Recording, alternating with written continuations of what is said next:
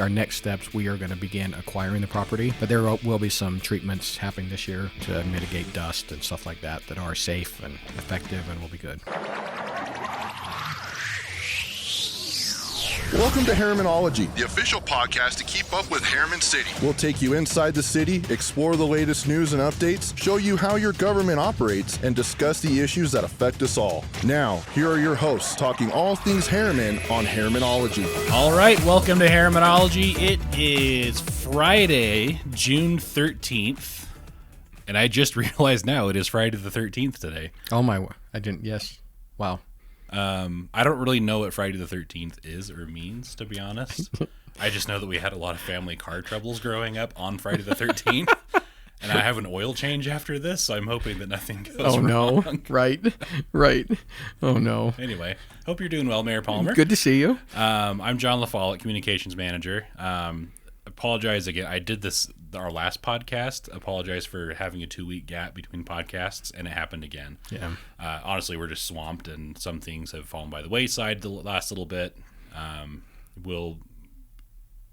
We always try to do this every week, and sometimes it just doesn't happen. So sorry it's been a little bit light, but we'll catch up on a few things. Absolutely. First thing, we had the city council meeting on Wednesday. Kind of a light agenda. But there were some important things going on. First, in the work meeting that we'll talk about is Gina Road, and we mentioned this recently, but we have some maybe short-term treatment options for Gina. And let me back up again for those unfamiliar. Gina Road is a section in Western Herriman. It's a road that's unpaved. It's gravel, has no sidewalks, and it's the last public road in Herriman that's unpaved. And there have been some conversations recently about that. So right. The city council talked about that in this week's work meeting too. Yep. So we're basically, I think our next steps, we are going to begin acquiring the property. That's been, for some reason, the holdup for years, and I think now we've instructed staff to go take that next step to where hopefully the following step, and I say hopefully because we've got to acquire the property first still, but that's still the intent, and hoping to build that road soon.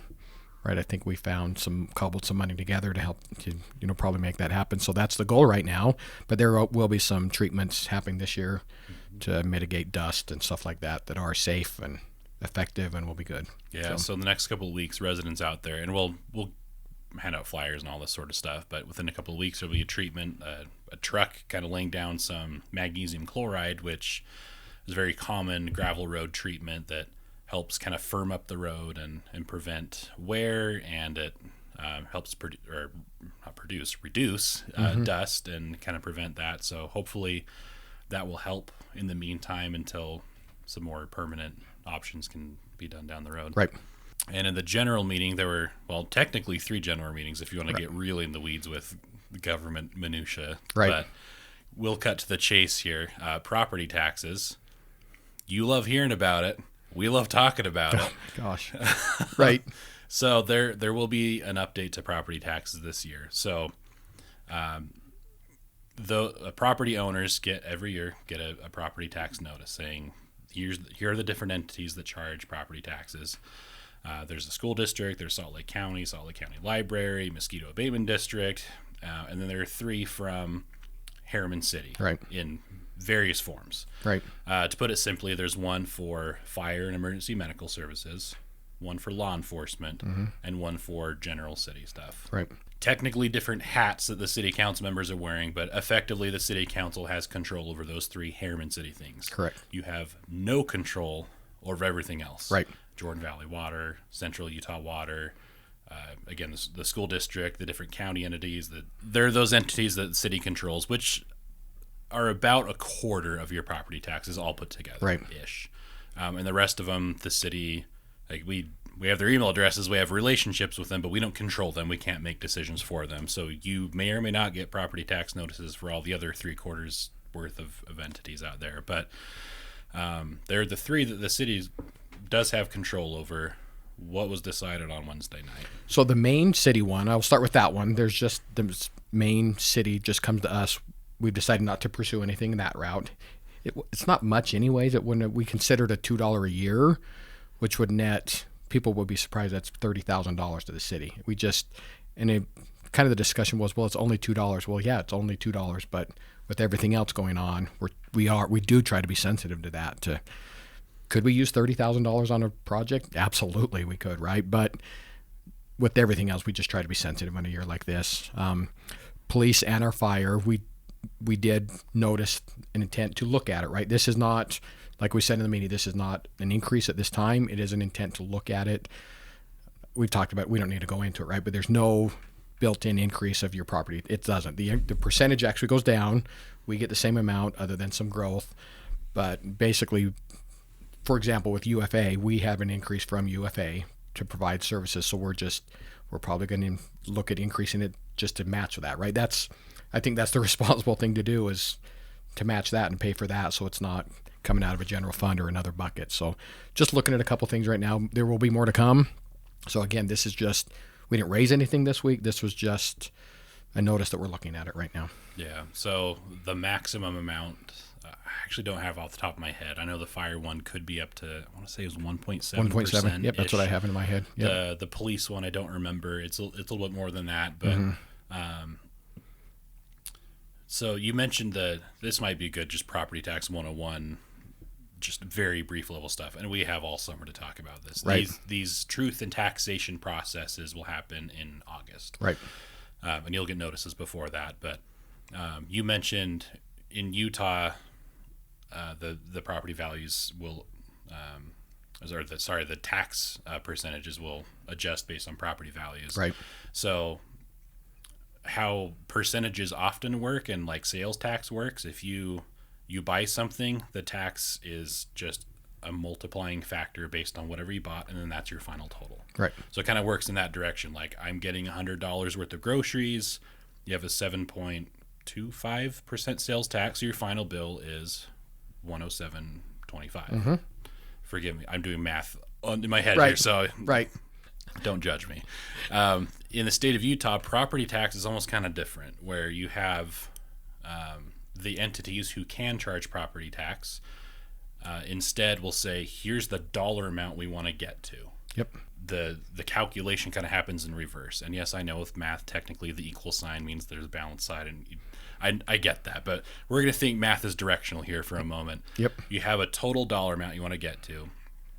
You have the county and the state that work together to decide the property value in that area that's getting charged the property tax. Yep. The state and the county then calculate they call it a mill rate, but it's effectively just the tax percentage that will be multiplied against that property value to get that dollar amount. Right. So the city says, okay, we want to get this dollar amount for this thing, and then the tax rate will be adjusted based on what the property values are. Right. So a common misconception, understandably so, this happens in most states, but not here, where the property tax rate is a percentage, and if your home increases in value like it normally does, in most places that means you just pay more in taxes. Right.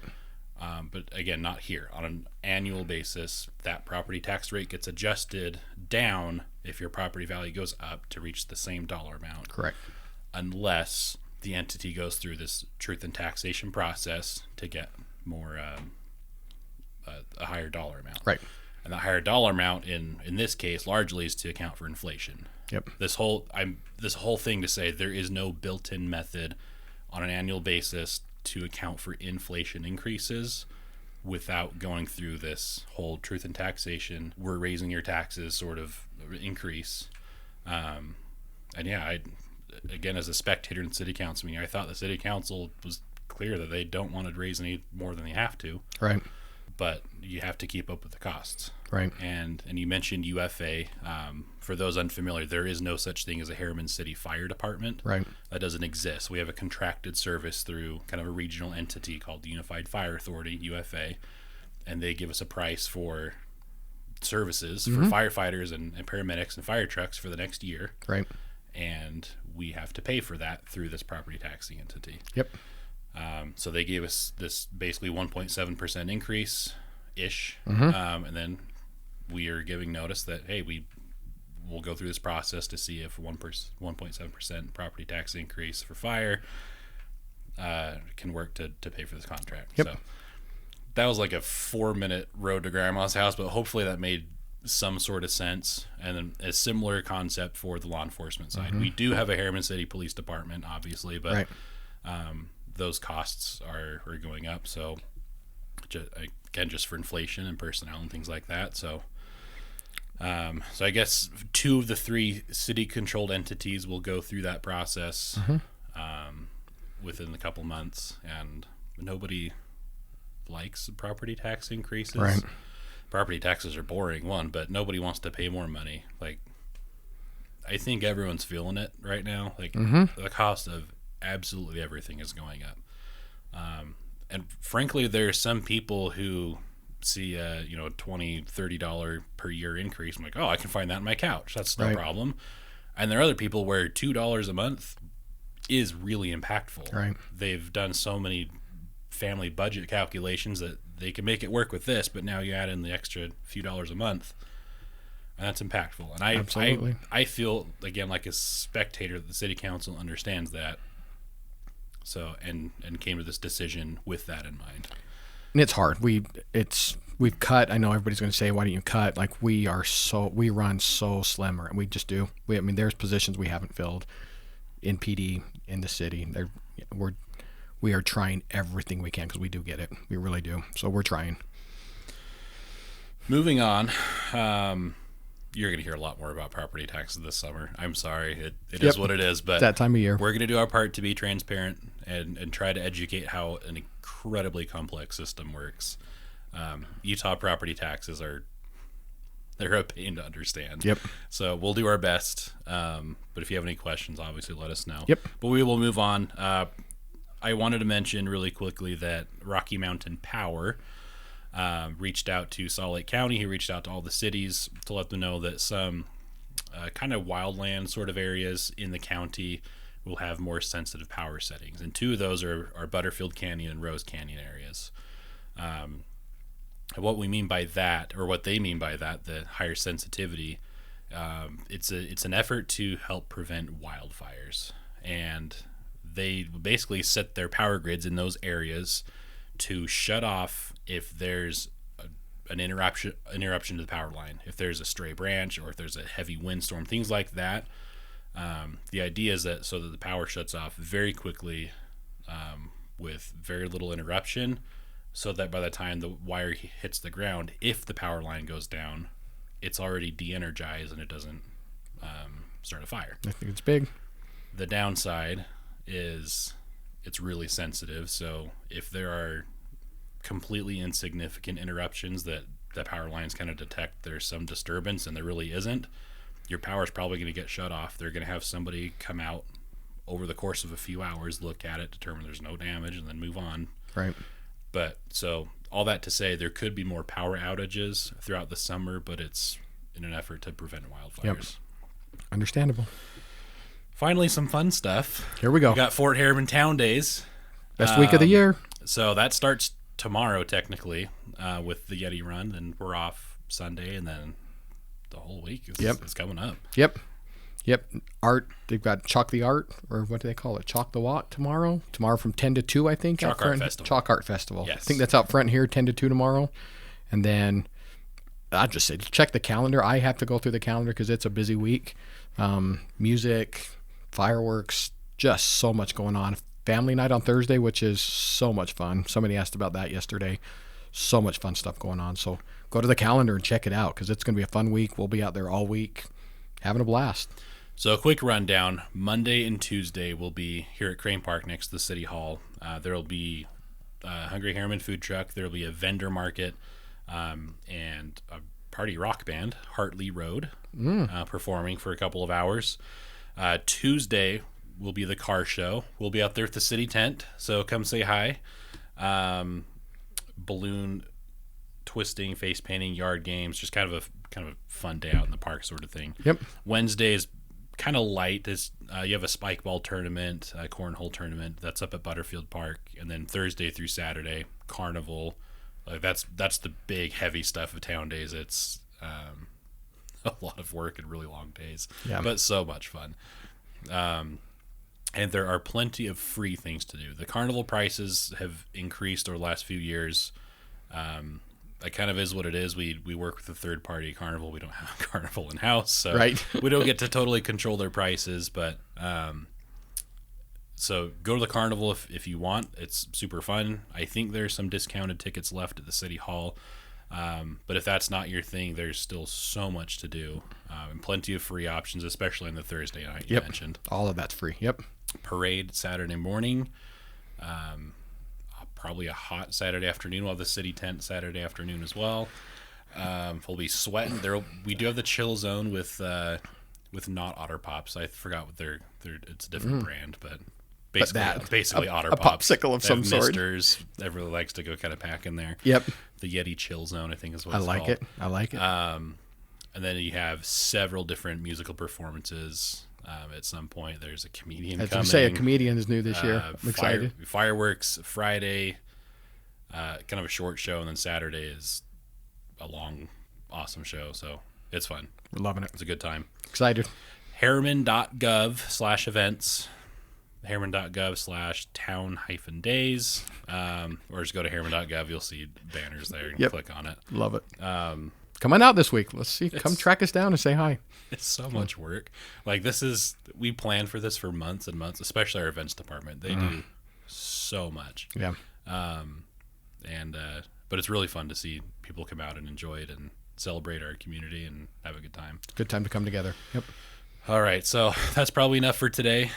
It's getting hot. We have to turn off the AC in here, and it's wild. It's when we hot. start, it's like 70 degrees, and then now it's probably 75 just in the 18 minutes or so that we've been in here. It's getting so hot. Anyway, stay cool, drink water. I'm just blabbing at this point. Mary Palmer, thanks for coming in. Good to be here. We'll see everybody this week out there. Yes, it'll be a good time. Yeti run tomorrow morning, first thing. We'll see you there. Thank you for listening and watching, and we'll catch you next time.